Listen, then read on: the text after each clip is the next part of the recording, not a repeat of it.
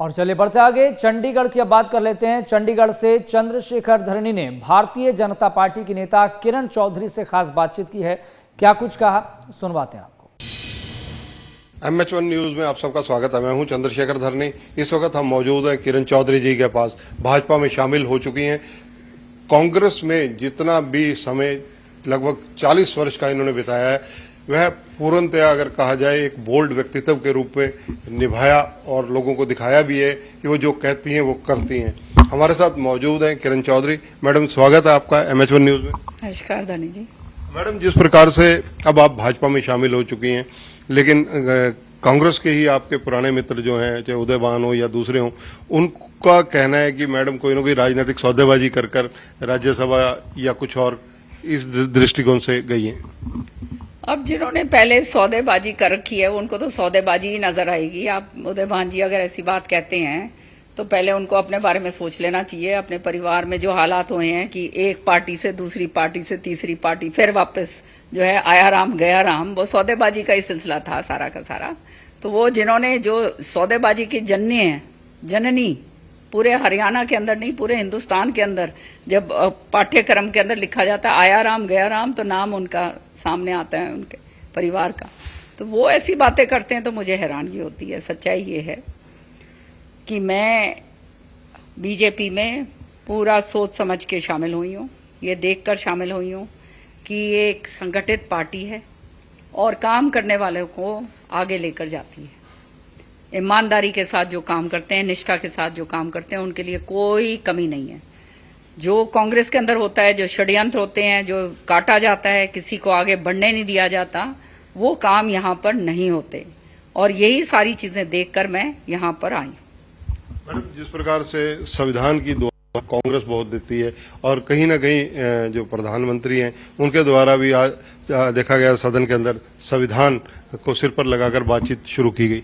ये जो है कांग्रेस जो संविधान की दुहाई दे रही है, ये अपनी बारे में ये भूल जाते हैं और इनको कोई समझा देता है तो फिर वही नैरेटिव ये शुरू कर देते हैं। सच्चाई ये है, संविधान के ऊपर कोई प्रहार नहीं है। ये केवल और केवल एक राजनीतिक जो है नैरेटिव बनाया गया ताकि जो एक वर्ग को जो है अपने साथ लेके आया जा सके। सच्चाई आपने देख ही ली कि जब प्रधानमंत्री जी जब पहली बार जो है चुनकर आए तो सिर के ऊपर संविधान रखकर उन्होंने चुटकारा उस संविधान को।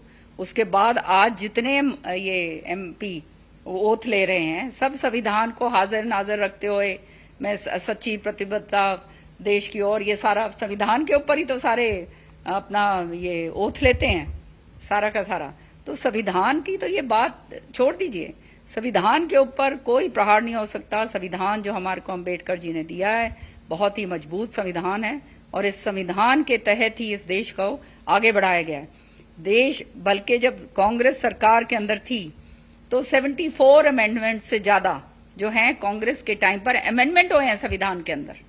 तो वो अमेंडमेंट होते रहते हैं, करीब 112 अमेंडमेंट्स हैं। वो समय समय पर जो जिसकी जरूरत होती है वो अमेंडमेंट्स लाए जाते हैं।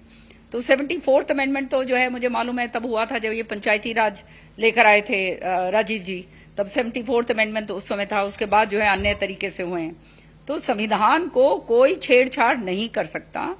और लेकिन संविधान के साथ एक बारी छेड़छाड़ जरूर हुआ था और वो हुआ था 1975 के अंदर जब इमरजेंसी लागू करी गई थी और संविधान को पूरी तरह से सस्पेंड कर दिया गया था। वो प्रहार जो है 50 साल पूरे होने जा रहे हैं कल, उसकी एनिवर्सरी है कल 50 साल। तो वो एक बारी जब हो गया तो सबको समझ में आ गई कि ये बहुत ही गलत काम हुआ है। पर जो है हम संविधान को और मजबूती किस तरह से दें, अम्बेडकर जी के संविधान को, कि ये संविधान जनता के हित के लिए और जनता के कार्य के लिए और कानून के अनुसार जो उसके अंदर लिखा हुआ है उसके साथ हम आगे बढ़ें। और आज हमारा संविधान, मैं तो एक वकील हूं, हमारा जो संविधान है हिंदुस्तान का, इस संविधान को देखकर अन्य देशों ने जो है उसको जो है उसके अंदर प्रीतियां ली हैं, उससे जो है प्रेरित होकर अपने भी संविधान उन्होंने खुद बनाए। शैलजा सांसद हैं जो आप एसआर के ग्रुप इकट्ठा आप लोगों ने बनाया था, कहीं ना कहीं उसमें भी बिखराव हुआ और वो अब तक जो बयान उनके आ रहे हैं वो कहीं ना कहीं आहत और दुखी इस मामले में महसूस कर रही हैं और उनके बयान एक बहुत क्लियर हैं, आपने भी देखे होंगे, सुने होंगे कि माँ बेटी यानी आप और श्रुति दोनों से अत्याचार हुआ है कहीं ना कहीं। इनको भी हर एक तरीके से इनको खत्म कर दो, सारे जो सीनियर नेता हैं, ताकि इनके पुत्र के आगे कोई भी चुनौती ना बन पाए। अब जो है हमारे बीरेंद्र सिंह जी, उन्होंने जो है पार्टी ज्वाइन करी, उनका बेटा सिटिंग एमपी था, सांसद ब्रजेंद्र जो है, सिटिंग एमपी की जो है आप टिकट काट रहे हो, जो आप लेकर आए हो, जिसको आप पार्टी के अंदर लेके आए हो, तो फिर रह क्या गया आपके पास? ना तो जबान है ना कोई काम है। तो हर आदमी, हर व्यक्ति जो इनका चमचागिरी नहीं है कर सकता है, जो अपने आप में मादा रखता है आगे काम करने के लिए, लोगों के लिए अलग से काम करता है, जैसे मैं करती थी, बेधड़क होके मैंने जो है ईमानदारी से कांग्रेस की इश्यूज उठाई, सारा कुछ मैंने करा विधानसभा में भी और बाहर भी। तो ऐसे लोग जो हैं इनको नहीं भाते, ये वो लोग हैं बस खाली जो है जिनको ये नचा सकते हैं, उन्हीं वही लोग इनके साथ रह सकते हैं, नहीं तो अन्यथा और कोई नहीं रहता। धन्यवाद मैडम। तो यह है किरण चौधरी। देखिए वही अंदाज, बेबाक बातचीत और वही कार्यप्रणाली।